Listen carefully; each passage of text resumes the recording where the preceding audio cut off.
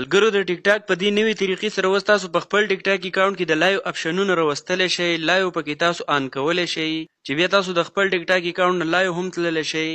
او د دغه نه علاوه تاسو پکې د بل چا لایو دا هم کتلی شئ، کوم د لایو میچونه دا جاري وي هغه ته هم تاسو کتلی شئ. دغه لپاره تر ټولو اسانه طریقه درښیم، خو تاسو په خپل ټیک ټاک اکاونټ کې د ټولو نه اول نه لږ سیټینګ کوئ. نو د هغې لپاره به تاسو په دې پروفایل کلیک کوئ، دلته به تاسو په دې 3 لاین کلیک کوئ، ښکته به دې سیټینګ اینډ پرایویسي کلیک کوئ، په دې اولني اپشن اکاونټ به کلیک واخلئ، بیا په دې اکاونټ انفارمیشن کلیک کوئ، دلته یو فون نمبر دی یو ایمیل دی، تاسو به د خپل ټیک ټاک اکاونټ سره جیمیل اډ کړئ. که ستاسو اکاونټ سره جیمیل اډ وي ټیک ده، که جیمیل اډ نه وي جیمیل به ورسره اډ کړئ، دلته به جیمیل ورکړئ، جیمیل ته به یو کوډ راشي هغه به دلته ورکړئ، ستاسو اکاونټ سره به جیمیل اډ شي. دا سیټینګ به تاسو لازم کوئ. بیا د دې ځینه نور سیټینګ ختم شو، دا د ټیک ټاک اپ په تاسو د خپل موبایل نه ډیلیټ کړئ،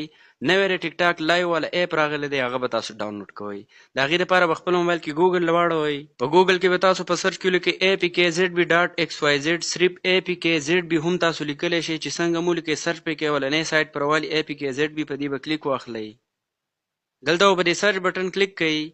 په سرچ کې به تاسو لیکئ ټیک لایو، سرچ پې کوئ، دا یو تصویر پر واخلي، په دې به کلیک واخلئ، بالکل ښکته به راشئ، په دې ډاونلوډ اپ په کلیک واخلئ،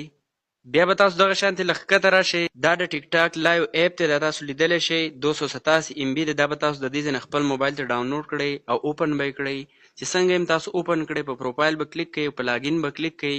دغلته به تاسو په هغه جیمیل سره لاګین شئ کوم چې ستاسو د ټیک ټاک اکاونټ سره اډ وي. چې څنګه هم تاسو په دغه جیمیل سره لاګین شئ تاسو سره به د لایو دغه اپشنونه بالکل په اسانۍ سره راشي. همدغه شانتې مزید ښایسته ویډیو لپاره اکاونټ ضرور فالو کړئ، که ویډیو مو خوښه شوه ملګرو سره یې شیر کړئ.